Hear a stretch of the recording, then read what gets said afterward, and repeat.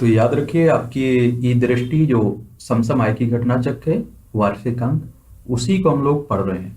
इसमें आपका राष्ट्रीय परिदृश्य हम लोग खत्म कर चुके हैं और ये सभी क्लासें जो खत्म होती जा रही हैं उन्हें हम समसम आय की घटना चक्र वार्षिकांक के नाम से जो आपकी प्लेलिस्ट सूची बनाई हुई है उसी में डाल देता हूँ। ठीक है, वहां जाकर देखते रहिए। तो इस क्लास में कोशिश करूंगा कि इसी में आपका विधिक परिदृश्य इसी में खत्म कर दिया जाए। ठीक है, उसके बाद आगे हम लोग बात करेंगे विधिक परिदृश्य के बाद। आप सभी जानते हैं कि हमारा अगला टॉपिक होगा अंतरराष्ट्रीय परिदृश्य। ठीक है, तो याद रखिए आपका 2 से 4 दिन में मैं खत्म करने की कोशिश करूंगा इसे, क्योंकि पूरा टाइम इसी बुक्स को खत्म करने के लिए दे रहा हूं। ठीक है, सब कुछ छोड़कर, क्योंकि आपने देखा है आपका सिविल सर्विस का पेपर है, उसके बाद आपका यूपीपीसीएस का पेपर है, तो और भी जो आगे आने वाले एग्जाम होंगे उन सभी के लिए करंट बहुत ही महत्वपूर्ण रहता है। विशेषता ये आपकी एक तरह से कहिए कि यूपीपीसीएस और यूपीएससी दोनों के लिए बुक्स लिखी जाती है। ठीक है, विधिक परिदृश्य। तो सबसे पहले राष्ट्रीय एवं अंतर्राष्ट्रीय महत्व की विधिक घटनाओं का विश्लेषण करते हैं। उपभोक्ता संरक्षण अधिनियम 2019 आया हुआ है, इसे देख लेते हैं। उपभोक्ता संरक्षण विधेयक 2019 को 30 जुलाई 2019 को लोकसभा में और 6 अगस्त 2019 को राज्यसभा में पारित किया गया। इसे 9 अगस्त 2019 को राष्ट्रपति की सहमति प्राप्त हुई है। याद रखिए विधेयक कब तक कहलाता है? जब तक आपका राज्यसभा में रहे और लोकसभा में रहे। जैसे ही इस पर राष्ट्रपति की सहमति मिलती है यानी कि हस्ताक्षर होते हैं, ये अधिनियम में बदल जाता है। तो इसे जो उपभोक्ता संरक्षण विधेयक रहा होगा पहले 2000 कब 30 जुलाई 2019 को लोकसभा में पारित हो गया था। फिर देखा आपने 6 अगस्त को ये राज्यसभा में पारित हो गया 2019 में ही, और 9 अगस्त 2019 को ही राष्ट्रपति की सहमति प्राप्त हुई है इसी। एक बात और आपको बता दूं, यहाँ हम लोगों ने जो 2019 का करंट अफेयर्स पढ़ा था, इसी ई दृष्टि का जो घटना चक्र का करंट अफेयर्स आया था, उसमें भी ये टॉपिक आपके शामिल किए गए, क्योंकि आपने देखा है यूपीपीसीएस का पेपर दिसंबर में हुआ था, तो आपका अक्टूबर नवंबर तक की घटनाएं सभी सम्मिलित की गई थी उसमें। तो मुझे लगता है कि इस बार आप देख रहे हैं कोरोना की वजह से कुछ ज्यादा हो नहीं पाया, तो इसलिए आप देखेंगे कि मुझे लगता है कि पुराना करंट पूछ सकता है। तो आप अगर पूछे, अगर आपको लगता है कि आपको पढ़ लेना चाहिए तो उससे जाकर आप पढ़ सकते हैं। ठीक है, वहां भी देख सकते हैं। 20 जुलाई 2020 से उपभोक्ता संरक्षण अधिनियम 2019 लागू हो गया। कब से? 20 जुलाई 2020 से। उपभोक्ता संरक्षण अधिनियम 2019 उपभोक्ता संरक्षण अधिनियम 1986 को प्रतिस्थापित करेगा, यानी कि किसका स्थान लेगा? ये जो पुराना उपभोक्ता संरक्षण अधिनियम 1986 था, इसी का स्थान ले लेगा। इस अधिनियम के तहत केंद्र सरकार द्वारा उपभोक्ताओं के अधिकारों को बढ़ावा देने और उसके संरक्षण और प्रभावी बनाने के लिए केंद्रीय उपभोक्ता संरक्षण प्राधिकरण यानी कि सीसीपीए की स्थापना करना शामिल है इसमें। ठीक है, केंद्रीय उपभोक्ता संरक्षण प्राधिकरण यह उपभोक्ता अधिकारों के उल्लंघन, अनुचित व्यापार प्रथाओं और भ्रामक विज्ञापनों से संबंधित मामलों का विनियमित करेगा। उपभोक्ता का मतलब आप लोग सीधा समझिए, हम लोग उपभोक्ता तो हम ही होते हैं, जो हम लोग उपयोग करते हैं उपभोक्ता हो गए। ठीक है, एक सीधी सी परिभाषा आप लोग खुद को समझ लिया करिएगा। सीसीपीए के पास महानिदेशक के नेतृत्व में एक जांच विंग होगी जो इस तरह के उल्लंघन की पूछताछ या जांच कर सकती है। झूठे या भ्रामक विज्ञापन के लिए सीसीपीए किसी निर्माता या प्रष्ठाकनकर्ता पर 10 लाख तक का जुर्माना या 2 वर्ष तक का कारावास आरोपित कर सकता है।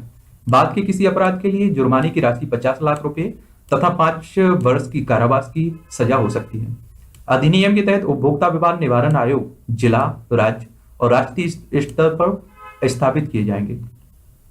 एक उपभोक्ता इन आयोगों में शिकायत दर्ज करा सकता है। अगर आपको भी कोई वस्तु अगर इस तरह की मिलती है, उसमें गड़बड़ी पाई जाती है, तब आप भी इस पर शिकायत कर सकते हैं। ठीक है, दर्ज करा सकते हैं अपनी।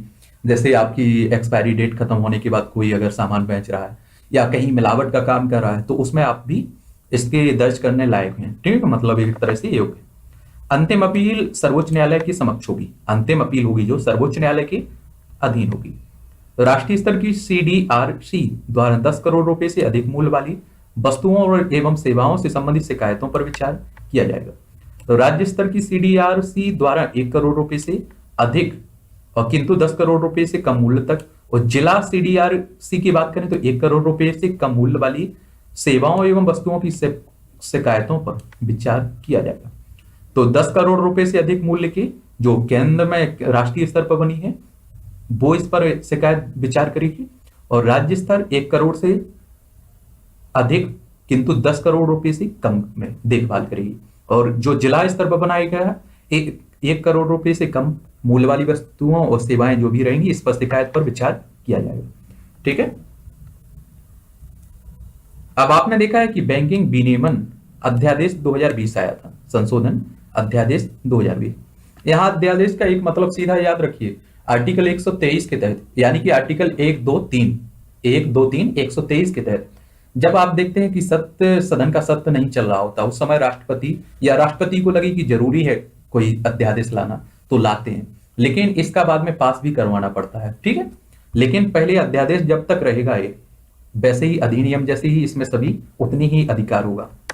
देश में लगातार खराब होती सरकार सहकारी और व्यावसायिक बैंकों की स्थिति में सुधार के लिए केंद्र सरकार हर संभव उपाय कर रही है। वर्तमान में बैंकों को एनपीए भी लगातार बढ़ रहा है, जिसमें कई बैंक दिवालिया होने की कगार पर पहुंच गए हैं। इन्हीं मुद्दों को ध्यान में रखते हुए सरकार द्वारा बैंकिंग विनियमन संशोधन अध्यादेश 2020 जारी किया गया है। 26 जून 2020 को राष्ट्रपति रामनाथ कोविंद ने बैंकिंग विनियमन अध्यादेश 2020 जारी किया है, संशोधन अध्यादेश 2020 जारी किया है।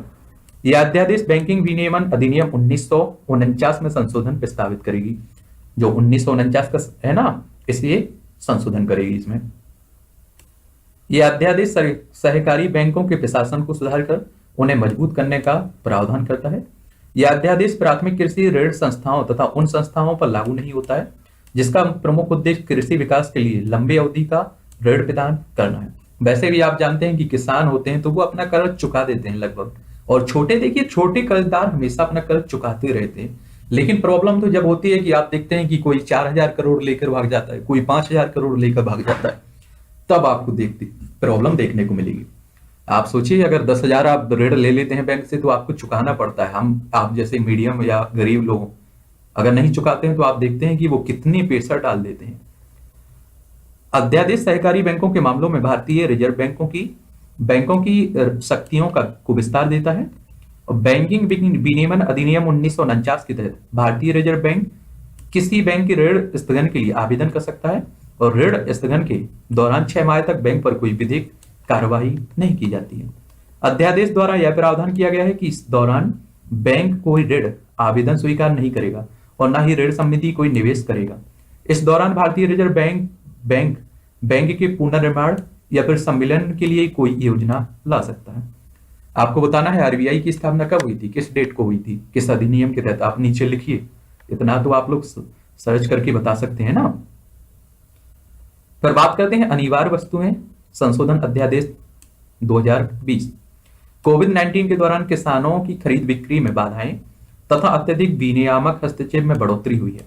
इससे किसानों और उपभोक्ताओं के साथ साथ व्यवसायियों की समस्याएं बढ़ी हैं। इन कठिनाइयों को दूर करना आवश्यक हो गया था। इसी के मद्देनजर यह अध्यादेश जारी किया गया है। कौन सा? अनिवार्य वस्तुएं संशोधन अध्यादेश 2020। राष्ट्रपति द्वारा 5 जून 2020 को आवश्यक वस्तुएं संशोधन अध्यादेश 2020 जारी किया गया। कब? 5 जून को। आप लोग बताइए 5 जून को कौन सा दिवस मनाया जाता है? ठीक है, इस तरह के क्वेश्चंस आपके बनते रहते हैं, और 5 जून इससे भी याद रख सकते हैं आप लोग 5 जून की। ठीक है। इस अध्यादेश द्वारा आवश्यक वस्तु अधिनियम 1955 में संशोधन किया गया है। अधिनियम 1955 केंद्र सरकार को कुछ वस्तुओं में उत्पादन, आपूर्ति, वितरण, व्यापार और वाणिज्य को नियंत्रित करने का अधिकार भी देता है। अध्यादेश कृषि क्षेत्र में प्रतिस्पर्धा बढ़ाने और किसानों की आय बढ़ाने का प्रयास करता है। इसका उद्देश्य उपभोक्ताओं के हितों की रक्षा करते हुए नियामक प्रणाली को उदार बनाना है। कुछ वस्तुएं जैसे दाल, अनाज, आलू, प्याज, खाद्य तेल और तेलों सहित खाद्य पदार्थों की आपूर्ति को केवल असामान्य परिस्थितियों में ही केंद्र सरकार द्वारा नियंत्रित किया जा सकता है। युद्ध, अकाल, असामान्य मूल्य वृद्धि और गंभीर प्राकृतिक आपदाएं असामान्य परिस्थितियों में सम्मिलित हैं। अध्यादेश में प्रावधान है कि विशिष्ट वस्तुओं की स्टॉक सीमा मूल्य वृद्धि पर आधारित होगी। उल्लेखनीय है कि आवश्यक वस्तु अधिनियम 1955 के अनुसार विशिष्ट वस्तुओं का स्टॉक केंद्र सरकार नियंत्रित करती है। ठीक है, विशिष्ट शक्तियां भी आप सुनते रहते हैं, उसी तरह कौन सरकार? केंद्र सरकार नियंत्रित करती है। फिर आपने देखा होगा किसान सशक्तिकरण एवं सुरक्षा, मूल आश्वासन पर समझौता और कृषि सेवाएं अध्यादेश 2020 और फिर है कृषि उपज व्यापार एवं विपणन संवर्धन और सुविधा अध्यादेश 2020।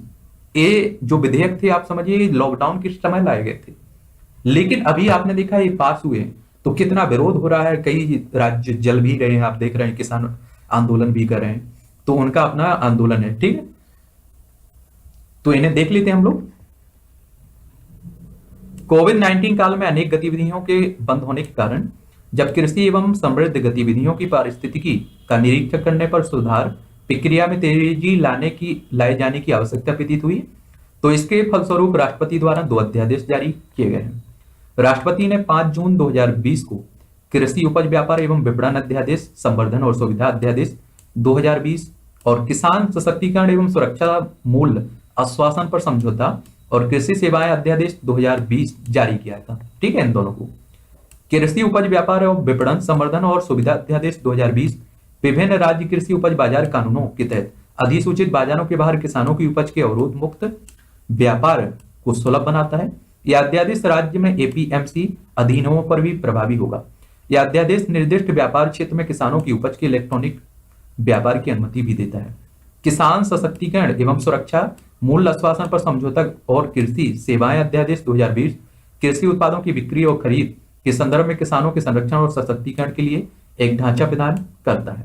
कहा जा रहा है कि इसलिए ये अध्यादेश लाए जा रहे हैं कि आप जानते हैं कि हमारे प्रधानमंत्री साहब ने कहा था कि 2022 तक किसानों की आय दुगनी कर जाएगी, तो कहते हैं कि इस तरह के अध्यादेश लाने से हो सकता है कि इनसे कोई प्रभाव पड़े। समझ रहे हैं, क्योंकि ज्यादा टाइम भी नहीं बचा है। और वैसे तो हमारा ये समझिए हमारे पहले से ही चला आ रहा है कि हम लोग जो लक्ष्य समय निर्धारित करते हैं वो हम टाइम पर उसे मतलब पूरा नहीं कर पाते हैं।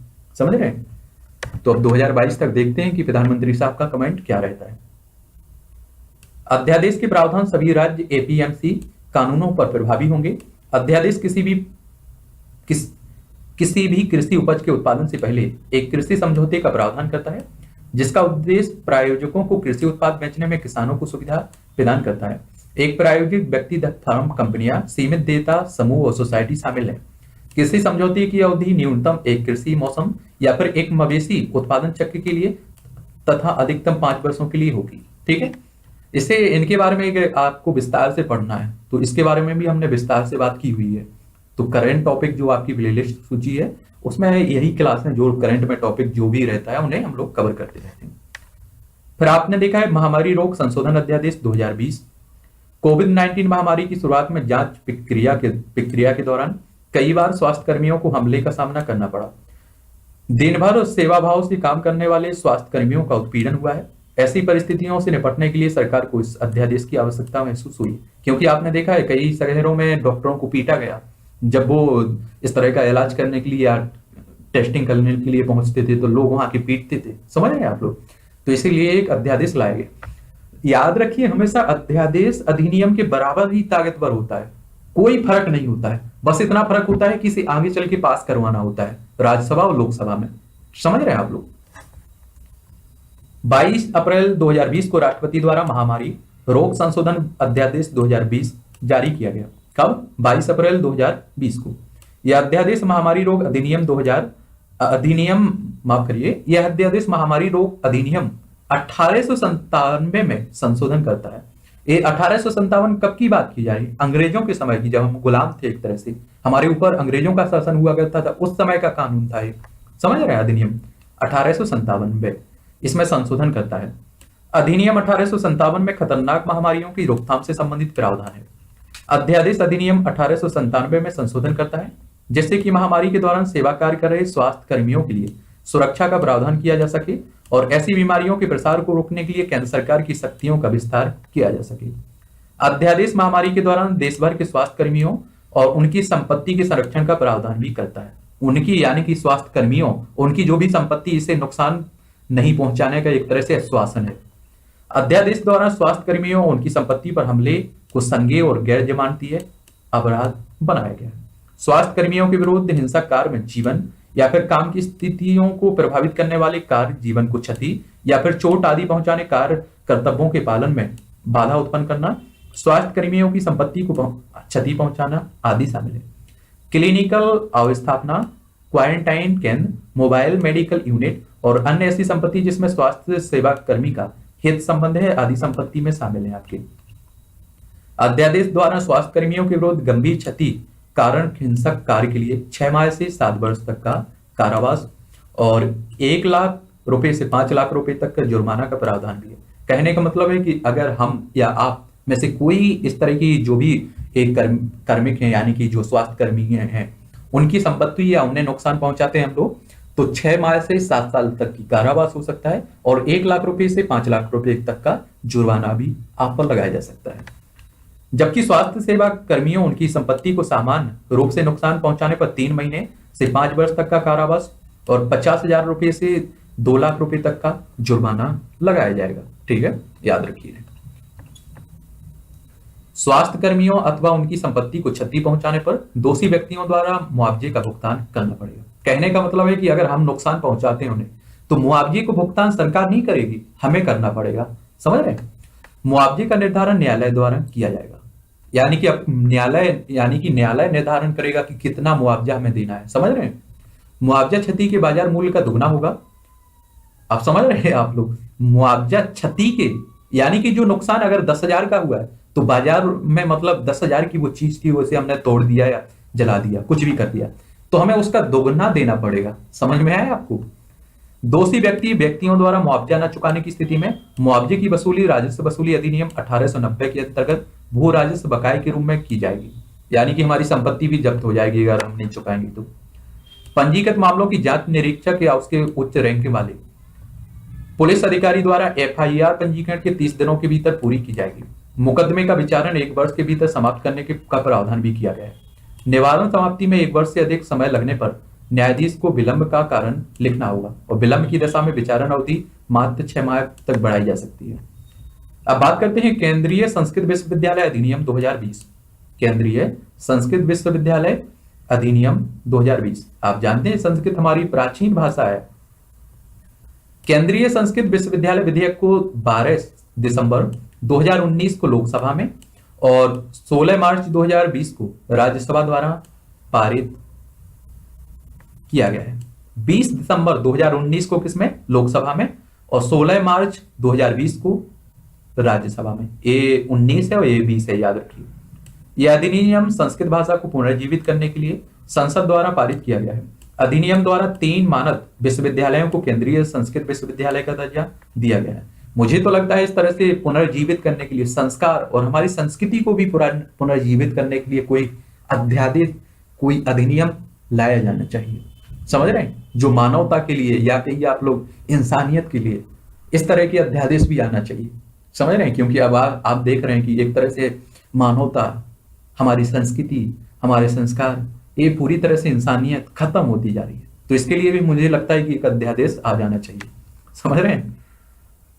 तो ये 12 दिसंबर 2019 को लोकसभा में, 16 मार्च 2020 को राज्यसभा में पारित किया गया। 25 मार्च 2020 को राष्ट्रपति की स्वीकृति के पश्चात यह विधेयक अधिनियम बना है।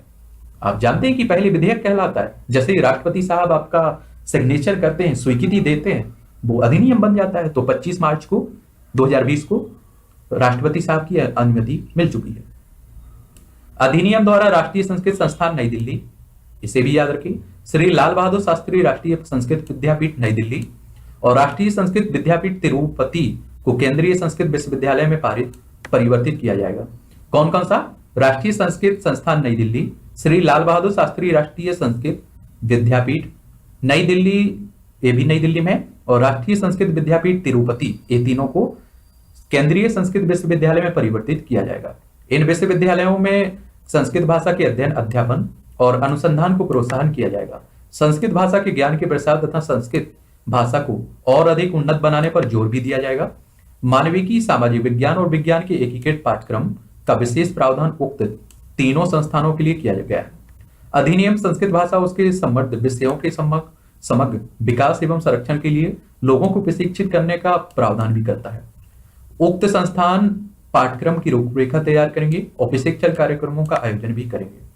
उक्त संस्थानों द्वारा डिग्री, डिप्लोमा, प्रमाण पत्र प्रदान किया जाएगा और दूरस्थ शिक्षा प्रणाली के माध्यम से भी सुविधाएं प्रदान कराई जाएंगी।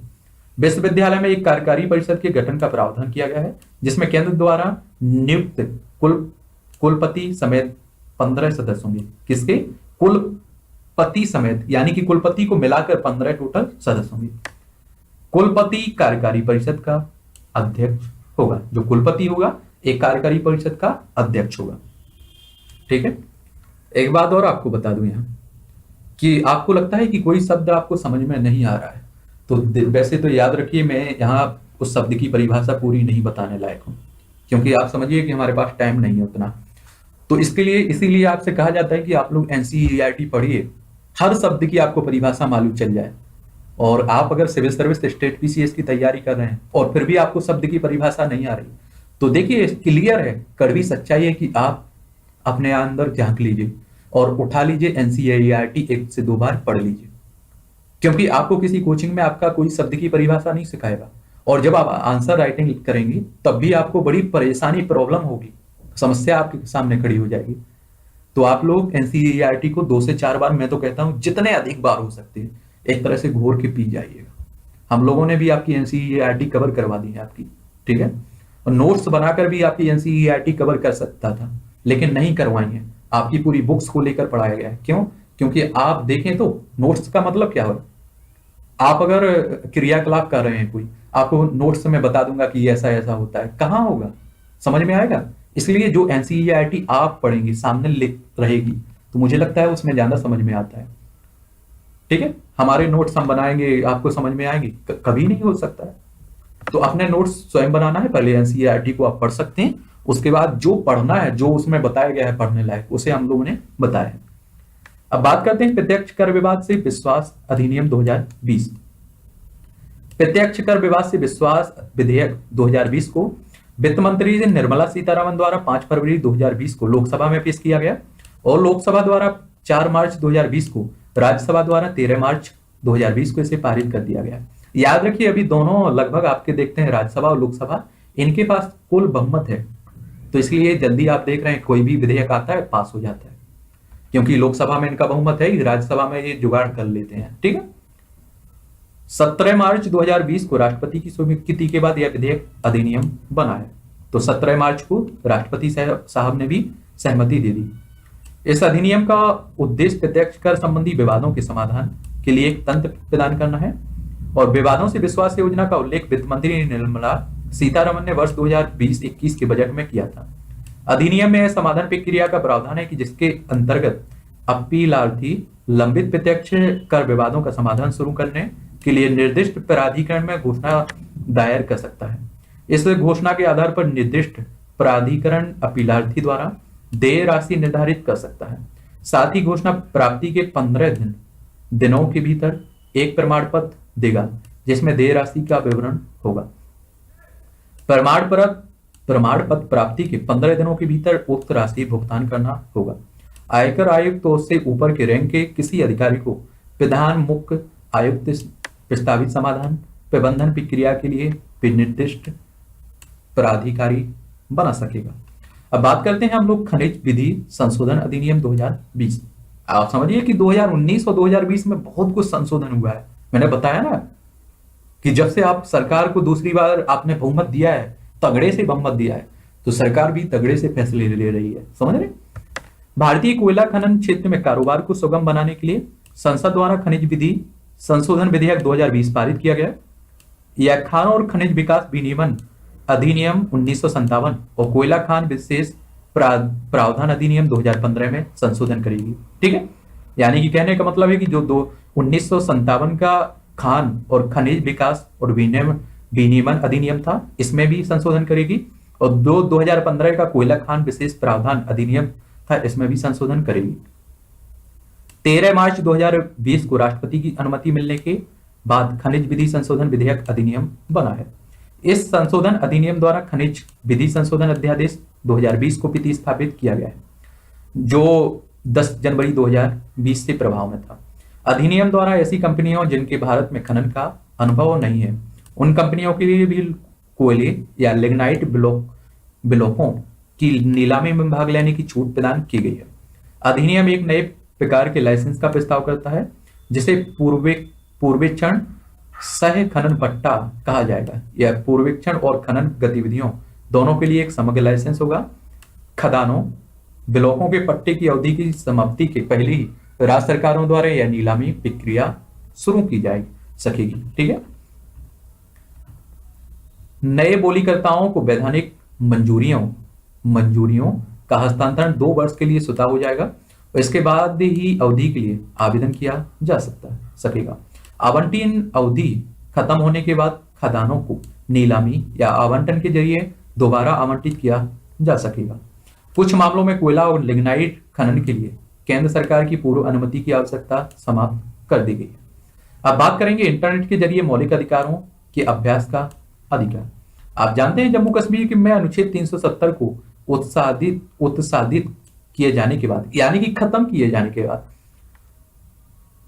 से ही जम्मू कश्मीर में विभिन्न संचार माध्यमों जैसे मोबाइल फोन नेटवर्क, इंटरनेट सेवाएं, लैंडलाइन कनेक्टिविटी इत्यादि की सेवाएं बंद कर दी गई थी और कई अन्य प्रतिबंध भी लागू किए गए थे जम्मू कश्मीर में।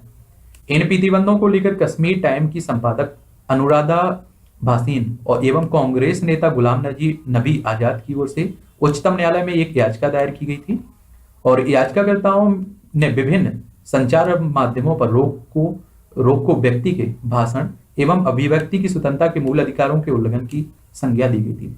साथ ही इसे किसी पेशे का अभ्यास करने की स्वतंत्रता के मौलिक अधिकारों का उल्लंघन भी करार दिया गया था। तो 10 जनवरी 2020 को उच्चतम न्यायालय ने जम्मू और कश्मीर में इंटरनेट सेवा के निलंबन पर दायर याचिका की सुनवाई करते हुए अपने फैसले में इंटरनेट के जरिए अभिव्यक्ति और व्यावसायिक गतिविधियों के संचालन को मौलिक अधिकार की श्रेणी में शामिल माना है। आप समझिए, मैं भी इस बात पर तो मैं भी सहमत हूं कि देखिए मौलिक अधिकार हमारा, इंटरनेट भी हमारा मौलिक अधिकार होना चाहिए कि हमें इंटरनेट का, आप सोचिए कि आप कहीं भी रह रहे हैं, एक तरह से आज मेरा इंटरनेट बंद कर दिया जाए तो मैं आप लोगों से कनेक्टिविटी मेरी टूट जाएगी, समझ रहे हैं, मैं कुछ नहीं कर पाऊंगा, एक तरह से आप सोच सकते हैं। तो ये भी हमारा मौलिक अधिकार होना चाहिए, समझ। तो जम्मू कश्मीर में भारतीय टेलीग्राफ अधिनियम 1885 की धारा 5(2) के तहत इंटरनेट सेवाओं को निलंबन के खिलाफ दायर याचिका की सुनवाई उच्चतम न्यायालय की 3 सदस्यीय पीठ ने की थी, जिसकी अध्यक्षता न्यायमूर्ति NV रमना। इन्हें इस तरह के नाम याद रखा करिएगा, किसकी अध्यक्षता में? न्यायमूर्ति NV रमना ने की थी। ठीक है। पीठ के अन्य सदस्यों में बात करें तो न्यायमूर्ति R सुभाष रेड्डी और न्यायमूर्ति BR गवई शामिल थे। इन तीनों नामों को याद रखिए, पूछ लेगा कई बार।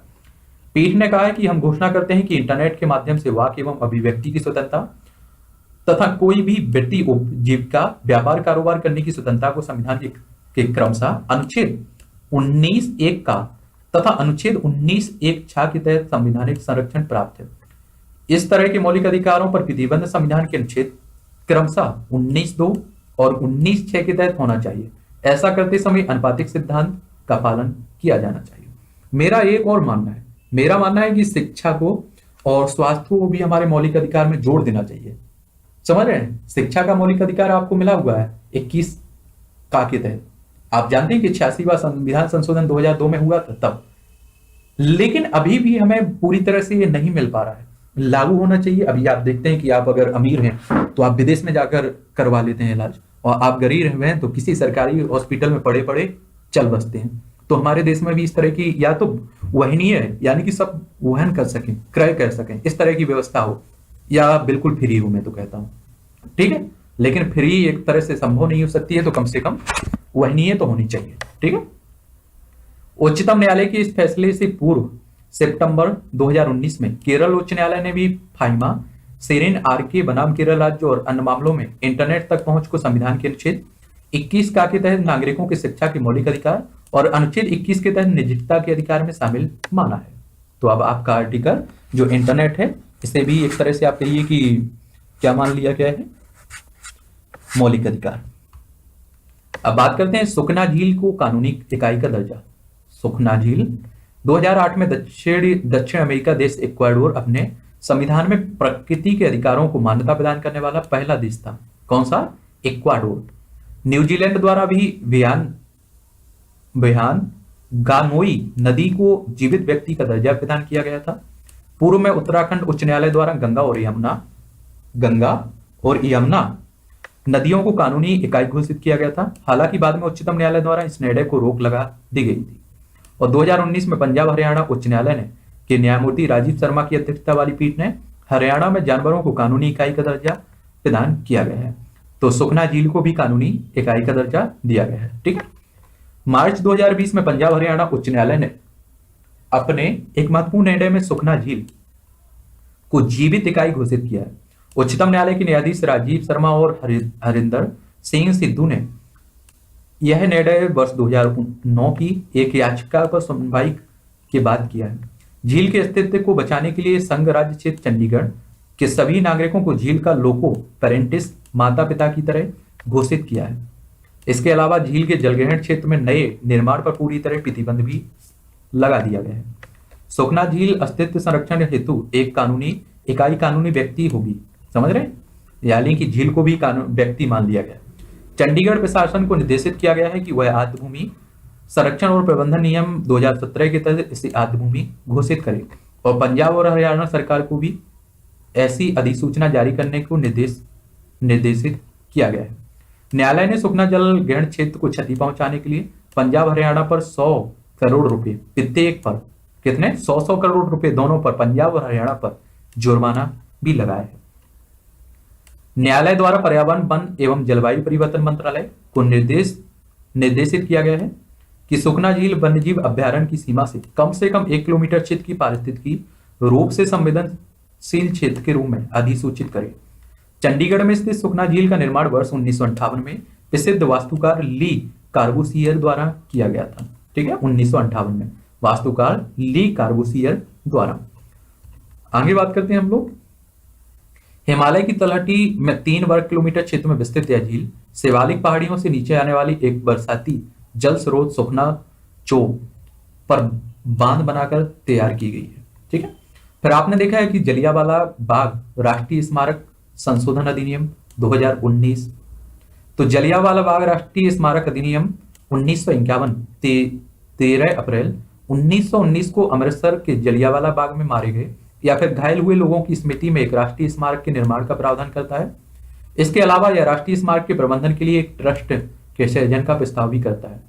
तो आपने देखा है 5 दिसंबर 2019 को राष्ट्रपति द्वारा जलियांवाला बाग राष्ट्रीय स्मारक संशोधन विधेयक 2019 को स्वीकृति प्रदान की गई है। इस संशोधन अधिनियम का उद्देश्य जलियांवाला बाग राष्ट्रीय स्मारक अधिनियम 1951 में संशोधन करना है। जो 1951 का था ना अधिनियम, इसमें संशोधन करना एक तरह से इसका मेन उद्देश्य है। यह अधिनियम भारतीय राष्ट्रीय कांग्रेस के अध्यक्ष को ट्रस्टी से हटाने के लिए प्रावधान करता है। भारतीय राष्ट्रीय कांग्रेस के जो भी अध्यक्ष होगा उसे अब इसमें शामिल नहीं किया जाएगा। पहले इसका क्या हुआ करता था कि इस ट्रस्टी का अध्यक्ष हमेशा भारतीय राष्ट्रीय कांग्रेस का अध्यक्ष हुआ करता था, यानी कि इसमें शामिल था। इसके अतिरिक्त यह स्पष्ट करता है कि जब लोकसभा में विपक्ष का कोई नेता नहीं होता तो उस स्थिति में लोकसभा में सबसे बड़ी विपक्षी पार्टी का नेता ट्रस्टी होगा। 16वीं 17वीं लोकसभा में आपने देखा किसी को इतनी सीटें नहीं मिली हुई को वो विपक्ष का नेता बन सके। तो इस समय आप देखते हैं विपक्ष का नेता कोई नहीं है। अधिनियम 1951 के अंतर्गत ट्रस्टी के रूप में एकल राष्ट्रीय राजनीतिक दल भारतीय राष्ट्रीय कांग्रेस के प्रतिनिधित्व का प्रावधान है। संशोधन द्वारा ट्रस्ट से दल विशेष का सदस्य को हटाया जाना इसे गैर राजनीतिक बनाता है। संशोधन द्वारा ट्रस्ट में विपक्षी पार्टी का प्रतिनिधित्व सुनिश्चित किया गया है। फिर आपने देखा है ई सिगरेट निषेध अधिनियम 2019। एक तरह से आप समझिए पहले सिगरेट की बात की जाती थी, फिर उस पर प्रतिबंध लगाया गया तो ई सिगरेट आ गई, इलेक्ट्रॉनिक सिगरेट आ गई। तो ये भी एक तरह से आदत बनती जा रही थी लोगों के लिए, तो इस पर भी एक तरह से प्रतिबंध लगाने के लिए यह अधिनियम लाया गया। यह अधिनियम ई सिगरेट के उत्पादन, व्यापार और भंडारण, विज्ञापन, परिवहन, बिक्री आदि का प्रतिबंध लगाता है। ई सिगरेट इलेक्ट्रॉनिक उपकरण होता है जो तरल निकोटिन और अन्य फ्लेवर्स के मिश्रण को गर्म करके वाष्प पैदा करता है। कुछ समय आप लोग सुनते भी थे कि कोई बच्चा अपने बाप के सामने भी पीता रहता था, बोलता था ये तो ई सिगरेट है, ये तो एक तरह से आप कहिए कि उससे कम हानिकारक है। लेकिन हानिकारक तो है, निकोटिन इसमें भी उपयोग हो रहा है, अन्य फ्लेवर्स भी इसमें उपयोग किए जा रहे हैं। तो एक तरह से आप समझिए कि सही है या गलत नहीं, ये मायने नहीं रखता है, आदत बन जाती है। समझ रहे हैं आप लोग। फिर आप देखेंगे 5 दिसंबर 2019 को राष्ट्रपति के हस्ताक्षर उपरांत ई सिगरेट निषेध विधेयक अधिनियम बना है। ई सिगरेट निषेध अधिनियम 2019 18 सितंबर 2019 को जारी अध्यादेश को प्रतिस्थापित करेगा। पहले अध्यादेश आया था, बाद में ये पास होकर बन चुका है अधिनियम। यह अधिनियम 18 सितंबर 2019 से प्रभावी माना जाएगा। ठीक है, जब से अध्यादेश आया था। इसके प्रावधानों को उल्लंघन करने पर 1 वर्ष तक का कारावास और 1 लाख रुपए का जुर्माना या फिर दोनों सजा हो सकती है। एक से अधिक बार इसका उल्लंघन करने पर 3 वर्ष तक का कारावास और 5 लाख रुपए तक का जुर्माना का प्रावधान है। ई सिगरेट का भंडारण करने पर 6 महीने का कारावास या फिर 50,000 रुपए तक जुर्माना या दोनों हो सकते हैं आप। ठीक है।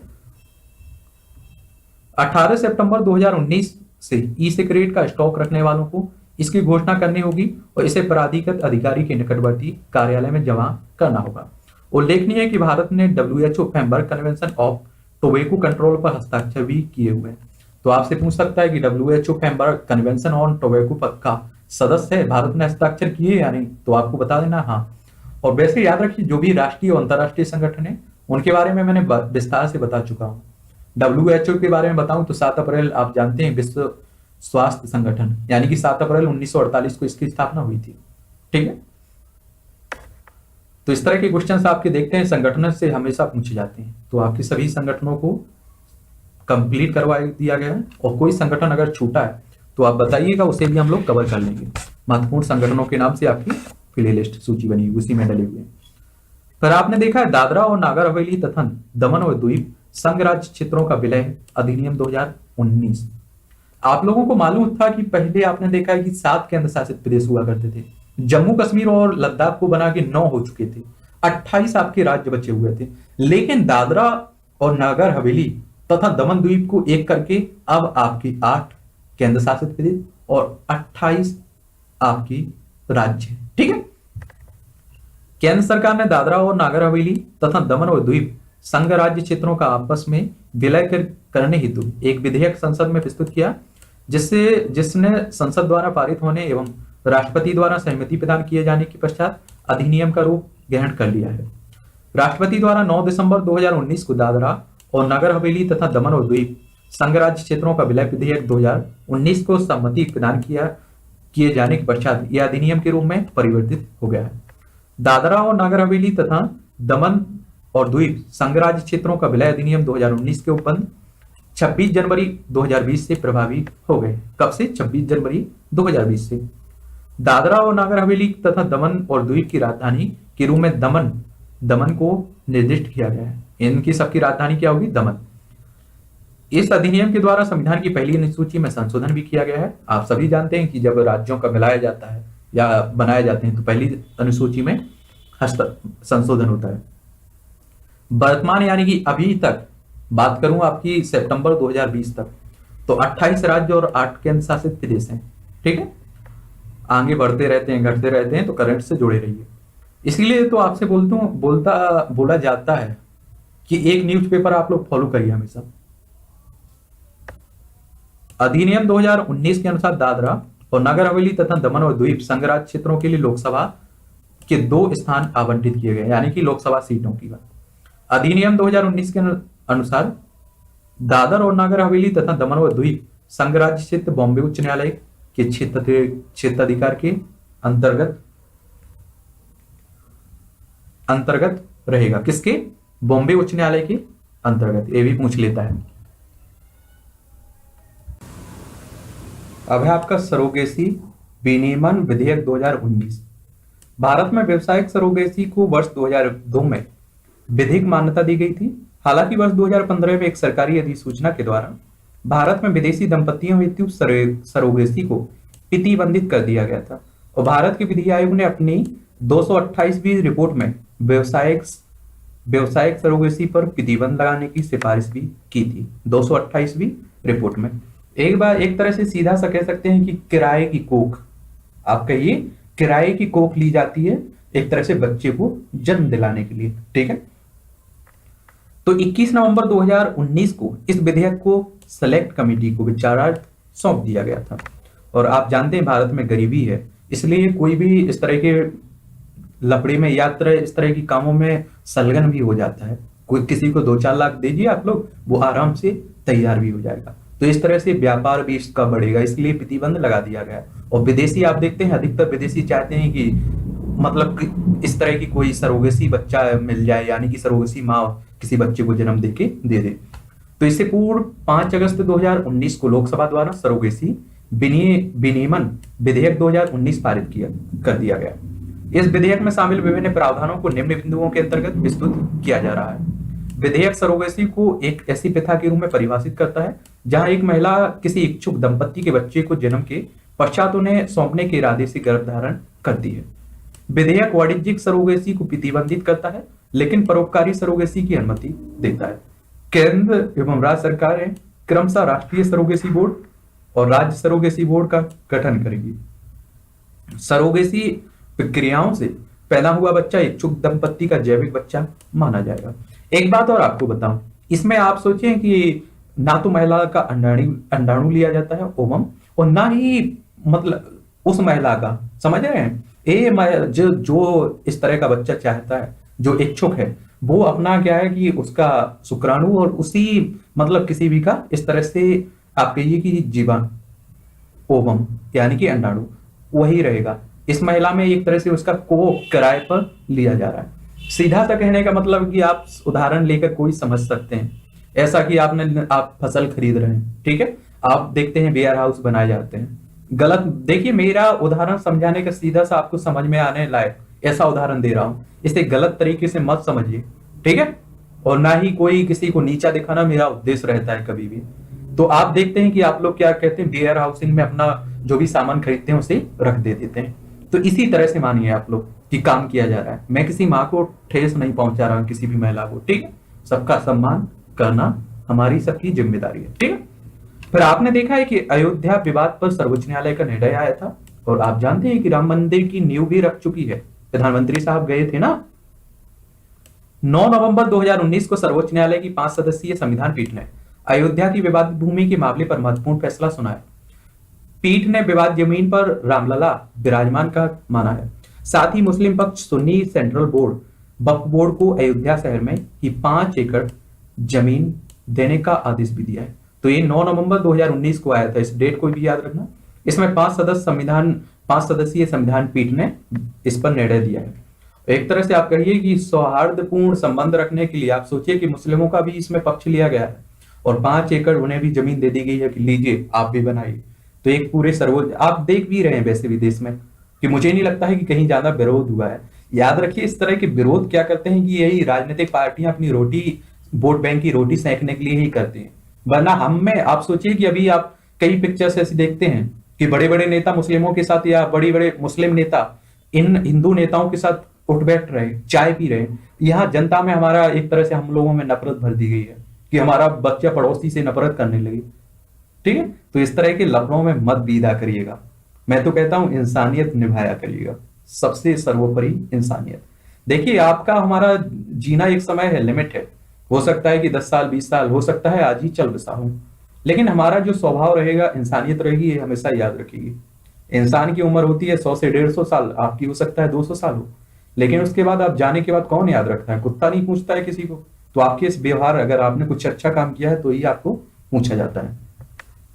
तो बड़े अच्छे से इंसानियत निभाइए, कोई घमंड फमंड नहीं चलता है। मैंने ऐसे ऐसे लोगों को देखा है मिट्टी में मिलते हुए कि देर नहीं लगती है, और किसी की जिंदगी से मत खेलिए, किसी के साथ बुरा मत खेलिए। मैं कोई भाषण नहीं दे रहा हूं, समझ रहे हैं आप लोग, क्योंकि जब ऊपर वाला या इस तरह की परिस्थिति आती है कि कोई काम नहीं आता है, ठीक है, तो एक तरह से व्यवहार रखिए और सबको साथ लेकर काम करिए। इसमें 5 सदस्यीय संविधान पीठ ने 6 अगस्त 2019 से 16 अक्टूबर 2019 तक 41 दिनों तक इस मामले पर प्रतिदिन कार्य दिवस पर सुनवाई की है, ठीक है। तो 41 दिनों तक ये कार्रवाई चली थी, ठीक है, 6 अगस्त से 2019 से 16 अक्टूबर 2019 तक। इस संविधान पीठ में तत्कालीन मुख्य न्यायाधीश रंजन गोगोई के साथ जस्टिस एस बोबड़े, जो वर्तमान में मुख्य न्यायाधीश हैं, DY चंद्रचूड़ और अशोक भूषण और SS नजीर शामिल थे। तो इन सभी को याद रखना है, पूछ लेगा ये कई बार। तो जो उस समय के मुख्य न्यायाधीश थे रंजन गोगोई, और जो अभी न्यायाधीश हैं SA बोबड़े और DY चंद्रचूड़, अशोक भूषण और SA नाजीर शामिल थे, 5 लोग। उच्चतम न्यायालय द्वारा सुनवाई के दिनों के आधार पर यह दूसरा सबसे लंबा केस है।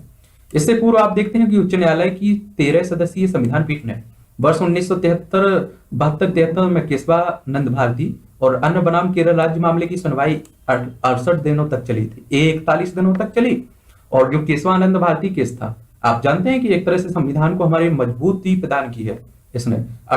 68 दिनों तक चली थी। 13 सदस्यीय पीठ थी, संविधान पीठ। कई लोगों का ये भी कहना है कि 13 सर इसमें 13 क्यों लिए जाते हैं, 11 क्यों लिए जाते हैं, 9 क्यों लिए जाते हैं, 7 क्यों लिए जाते हैं, 5 क्यों लिए जाते हैं, 6 क्यों नहीं लिए जाते हैं, 12 क्यों नहीं लिए जाते हैं, 10 क्यों नहीं लिए जाते। तो आप समझिए कि अगर 13 की जगह हम लोग 12 रख लीजिए, तो 12 में से 6 इस पक्ष में होगा, 6 उस पक्ष में होगा, कोई निर्णय का निष्कर्ष निकलेगा? कोई नहीं। लेकिन 13 को अगर आप ले रहे हैं तो कम से कम 7 तो एक पक्ष में रहेंगे, फिर चाहे वो कोई भी पक्ष रहा हो, तो कम से कम निर्णय तो निकलता है। इसलिए एक विषम संख्या रखी जाती है, ठीक है, सम नहीं रखते हैं। इससे पूर्व अयोध्या विवाद के समाधान हेतु 3 सदस्यीय मध्यस्थता पैनल का गठन किया गया था। इसके अध्यक्ष थे पूर्व न्यायाधीश FMI कलीफुल्ला, और सदस्यों में श्री श्री रविशंकर और वरिष्ठ एडवोकेट श्री राम पंचू। ये जो पहली मध्यस्थता की बात की जा रही थी, तो ये 3 सदस्यीय पीठ थी, पैनल था, जिसमें आपके पूर्व अध्यक्ष पूर्व न्यायाधीश FMI कलीफुल्ला थे, और सदस्यों में श्री श्री रविशंकर और वरिष्ठ एडवोकेट श्री राम पंचू थे। लेकिन इनका कोई निष्कर्ष नहीं निकला, तो आपने देखा है फिर सुप्रीम कोर्ट को निर्णय देना पड़ा। और याद रखिए, अभी आपने देखा है केशवानंद भारती, इनकी डेथ हो चुकी है, ठीक है, हाल में। जम्मू और कश्मीर पुनर्गठन अधिनियम 2019 की भी बात कर लेते हैं, ये भी चर्चा में रहा। वैसे आपकी पुरानी क्लास में हम लोगों ने जो 2019 में खत्म की थी उसे पढ़ लिया था, फिर भी आप पढ़ लीजिए क्या जाता है। 5 अगस्त 2019 को राज्यसभा में गृह मंत्री अमित शाह द्वारा जम्मू और कश्मीर पुनर्गठन विधेयक 2019 प्रस्तुत किया गया, जिसके तहत जम्मू कश्मीर और लद्दाख को 2 नए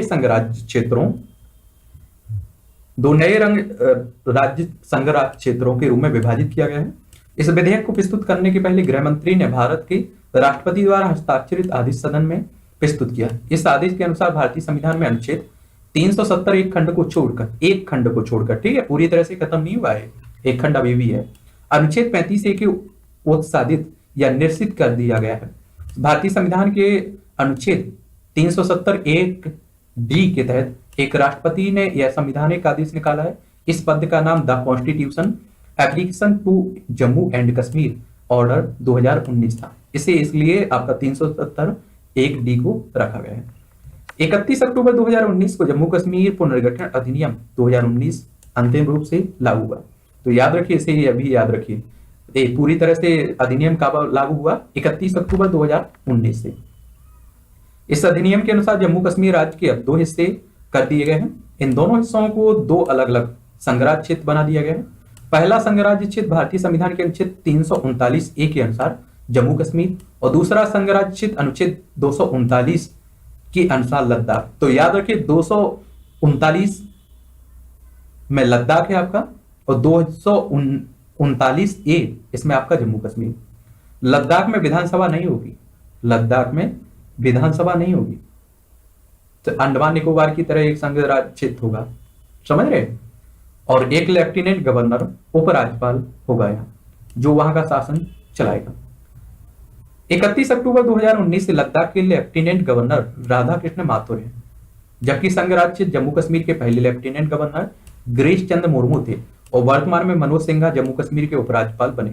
तो पहले को इन्हें याद रखिए, क्योंकि कई बार पूछ लेगा कि जब जम्मू कश्मीर को कई 2 भागों में बांटा गया, उस समय लद्दाख के गवर्नर कौन बनाए गए थे, या पूछ लेगा जम्मू कश्मीर के गवर्नर कौन बनाए गए थे। तो लद्दाख के थे कौन? राधा कृष्ण माथुर, और जम्मू के कौन थे? जम्मू कश्मीर के गवर्नर थे गिरीश चंद्र मुर्मू। लेकिन इन्होंने, आपने देखा है, कुछ समय पहले हट गए हैं, और वर्तमान में कौन है? मनोज सिन्हा। यानी कि कहने का मतलब है कि सितंबर 2020 में हम लोग पढ़ रहे हैं, तो इस समय मनोज सिन्हा जम्मू कश्मीर के उपराज्यपाल हैं, ठीक है, आगे बदलते रहेंगे। लेकिन प्रथम क्या रहता है कि एक जीके का क्वेश्चन बन जाता है, और वो हमेशा बना रहता है, इसलिए याद रखना होता है। आप लोग कहते हैं ना कि इस राज्य का कौन सा पहला राज्यपाल कौन था, इस तरह का। जम्मू कश्मीर की को विधानसभा के साथ संघराज्य क्षेत्र बनाया गया। यहाँ से राज्यसभा की 4 सीटें निर्धारित की गई हैं, जो जम्मू कश्मीर के पूर्ण राज्य होने के समय भी थी। जम्मू कश्मीर के लिए लोकसभा की 5 सीटें निर्धारित की गई हैं, और लद्दाख के लिए लोकसभा की 1 सीट निर्धारित की गई है। तो आप समझिए कि लोकसभा जम्मू कश्मीर के लिए कितनी? 5, और लद्दाख के लिए 1। जम्मू कश्मीर विधानसभा का कार्यकाल 5 वर्ष होगा। पहले आप देखते थे कि 6 वर्ष काल हुआ करता था, लेकिन अब सीधी सी बात याद रखिए आप लोग कि वो सभी प्रावधान जम्मू कश्मीर में भी लागू होंगे जो देश के अन्य हिस्सों में होते हैं। अब कोई भेदभाव नहीं होगा। संघ राज्य क्षेत्र जम्मू कश्मीर की विधानसभा की कुल सदस्य संख्या 107, जिन्हें परिसीमन के बाद बढ़ाकर 114 किए जाने का प्रावधान भी किया गया है, जिसमें 24 सीटें पाक अधिकृत कश्मीर के लिए, यानी कि जो पीओके है ना हमारा हिस्सा, तो उसके लिए छोड़ रखी जाएंगी। बाकी 2 सीटों वहां के राज्यपाल द्वारा नामित की जा सकने वाली, इसमें राज्यपाल महिलाओं को नामित करता है, ठीक है। और इसके अलावा इस पुनर्गठन अधिनियम के माध्यम से राज्य में अनुसूचित जाति और अनुसूचित जनजाति दोनों के आरक्षण के प्रावधान का लाभ दिए जाने की व्यवस्था की गई है। इसके पहले यहाँ अनुसूचित जनजाति के लिए आरक्षण की व्यवस्था नहीं थी, समझ रहे हैं आप लोग, लेकिन अब ऐसी कर दी गई। केंद्र सरकार ने इन 2 नए संघ राज्य क्षेत्रों के मध्य तत्कालीन जम्मू कश्मीर राज्य की संपत्तियों एवं ऋणों के विवरण के मामले के अवलोकन हेतु पूर्व रक्षा सचिव संजय मित्रा की अध्यक्षता में एक 3 सदस्यीय समिति का गठन किया था। इससे जो भी परिसंपत्तियां हैं, समितियां हैं, बंटवारा कर सके। तो ये कहानी है आपकी जम्मू कश्मीर विभाजन की, ठीक है। अब बात करते हैं कराधान विधि संशोधन अधिनियम 2019। आयकर अधिनियम 2019, आयकर विधि संशोधन अधिनियम 2019, आयकर अधिनियम 1961 और वित्त अधिनियम 2019 में संशोधन के लिए कराधान विधि यानी कि संशोधन अधिनियम 2019 संसद द्वारा पारित किया गया है। यह पूंजीगत लाभ से होने वाले आय पर अधिभार लगाने के कुछ प्रावधानों को भी संशोधित करता है। क्या करता है? संशोधित करता है। और यह अधिनियम कराधान विधि संशोधन अध्यादेश 2019 को प्रतिस्थापित करेगा। 20 सितंबर 2019 की तिथि से कराधान विधि संशोधन अधिनियम 2019 लागू माना जाएगा, जब से ये अध्यादेश आया था। अधिनियम में निम्नलिखित प्रावधान किए गए हैं। 400 करोड़ रुपए तक के वार्षिक टर्नओवर वाली घरेलू कंपनियों जो 25% की दर से आयकर चुकाती हैं, आयकर अधिनियम के तहत कुछ कटौती का दावा नहीं करती हैं, तो उनके पास 22% की दर से कर चुकाने का विकल्प होगा, ठीक है। 1 अक्टूबर 2019 को या उसके बाद पंजीकृत कंपनियां जो 31 मार्च 2023 को या पहले उत्पादन शुरू कर देंगी, ऐसी कंपनियां आयकर अधिनियम के तहत कुछ कटौती का दावा नहीं करती हैं, तो 15% की दर से कर भुगतान का विकल्प चुन सकती हैं वो। अधिनियम द्वारा वित्तीय वर्ष 2019-20 में न्यूनतम वैकल्पिक कर की दर को 18.5% से घटाकर 15% कर दिया गया है। कुछ आपके पॉइंट भी हैं, इसी भी देख लीजिए। बैंकिंग विनियमन संशोधन अध्यादेश 2020 को प्रख्यापित किया है 26 जून 2020 को। इस तरह के क्वेश्चन आपके वनडे एग्जाम में डायरेक्ट बन जाते हैं, ठीक। दिवाला और दिवालियापन संहिता संशोधन अध्यादेश प्रख्यापित किया गया कब? 5 जून 2020 को। अनिवार्य वस्तुएं संशोधन अध्यादेश 2020 को प्रख्यापित किया गया 5 जून 2020 को। होम्योपैथी केंद्रीय परिषद संशोधन अध्यादेश 2020 को प्रख्यापित किया गया 24 अप्रैल 2020 को। केंद्रीय संस्कृत विश्वविद्यालय विधेयक 2020 को राष्ट्रपति की स्वीकृति मिली है 25 मार्च 2020 को। आप देखिए कि सरकार ने कितने संशोधन किए हुए। भारतीय चिकित्सा केंद्रीय परिषद संशोधन अध्यादेश 2020 को 24 अप्रैल 2020 को प्रख्यापित किया गया। इसके द्वारा संशोधन किया गया है भारतीय चिकित्सा केंद्रीय परिषद अधिनियम 1970 में। आप लोगों को और पढ़ना पड़ रहा है, उन्होंने सरकार ने तो बदल दिए हैं, पढ़ना तो आपको पड़ता है ना। संसद सदस्यों का वेतन भत्ता और पेंशन संशोधन अध्यादेश 2020 द्वारा सांसदों के मूल वेतन में कमी की गई है 30% की। सांसदों के मूल वेतन में यह कमी 1 अप्रैल 2020 से प्रभावी रहेगी 1 वर्ष तक। 14 नवंबर 2019 को सर्वोच्च न्यायालय की 5 सदस्यीय संविधान पीठ ने सबरीमाला मंदिर में महिलाओं के प्रवेश को लेकर दाखिल याचिका को सौंप दिया है 7 सदस्यीय संविधान पीठ ने। एक केरल का मामला है सबरीमाला, ठीक है। 13 नवंबर 2019 को सर्वोच्च न्यायालय द्वारा दिए गए फैसले के अनुसार आरटीआई के दायरे में शामिल है भारत के मुख्य न्यायाधीश का कार्यकाल, ठीक है। उच्चतम न्यायालय न्यायाधीशों की संख्या संशोधन अधिनियम 2019 के अनुसार सर्वोच्च न्यायालय में न्यायाधीशों की संख्या है कुल 34 हो गई। एक मुख्य न्यायाधीश और 33 अन्य न्यायाधीश अभी हैं, देखिए बढ़ते रहेंगे आगे, समझ रहे हैं आप लोग। 2 अक्टूबर 2019 को लंदन की रॉयल कोर्ट ऑफ जस्टिस ने एक महत्वपूर्ण फैसला सुनाया था हैदराबाद के निजाम के पक्ष में। ठीक है। भारतीय विमानपत्तन आर्थिक नियामक प्राधिकरण संशोधन अधिनियम 2019 के तहत प्रमुख पतनों को निर्दिष्ट करने के लिए वार्षिक यात्री यातायात की सीमा निर्धारित की गई। मई की गई कब? 35 लाख से अधिक की, 35 लाख से अधिक की। डीएनए प्रौद्योगिकी उपयोग एवं अनुपयोग विनियमन विधेयक 2019 द्वारा राष्ट्रीय एवं क्षेत्रीय स्तर पर इसकी स्थापना किए जाने का प्रस्ताव है। डीएनए डेटा बैंक का। आधार और अन्य कानूनी संशोधन अधिनियम 2019 द्वारा इस कोष की स्थापना का प्रावधान किया गया है। भारतीय विशिष्ट पहचान प्राधिकोष कोष का। ठीक है। UIDAI फंड का। आपराधिक कानून संशोधन अधिनियम 2018 के तहत 12 वर्ष से कम उम्र की लड़कियों के साथ बलात्कार के लिए यानी कि बलात्कार के लिए सजा का प्रावधान है मृत्यु दंड, फांसी। समझे? इस अधिनियम का उद्देश्य राष्ट्रीय पिछड़ा वर्ग आयोग को संवैधानिक दर्जा प्रदान करना है। संविधान 102वां संशोधन अधिनियम 2018 का। ठीक है। 103वें संविधान संशोधन अधिनियम के तहत गरीब सवर्णों को नौकरियों व शैक्षणिक संस्थानों में आरक्षण का प्रावधान है 10%। ठीक है। मोटर वाहन संशोधन अधिनियम 2019 के प्रावधान प्रभावी हुए 1 सितंबर 2019 से। तो इसमें याद रखिए कि 103वां संविधान संशोधन है, ये जो गरीब सवर्ण है, सामान्य वर्ग के लोग, उन्हें 10% आरक्षण की बात करता है। 102वां राष्ट्रीय पिछड़ा वर्ग आयोग को संवैधानिक दर्जा प्रदान करने की बात करता है। तो ये था आपका क्या? विधिक परिदृश्य। तो आपका राष्ट्रीय परिदृश्य भी खत्म कर चुका हूं और विधिक परिदृश्य भी आपका कवर करवा चुका हूं। अब बचता है आपका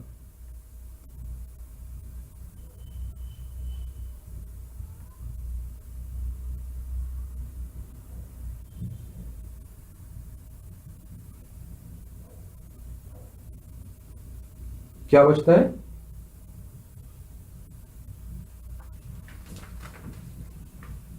अंतरराष्ट्रीय परिदृश्य। अंतरराष्ट्रीय परिदृश्य उसे भी हम लोग आगे बात करेंगे। अंतरराष्ट्रीय परिदृश्य बचता है, आर्थिक परिदृश्य, वैज्ञानिक परिदृश्य, उत्तर प्रदेश विशेष भी देखेंगे, संक्षिप्तियां भी देखेंगे, खेल परिदृश्य भी देखेंगे।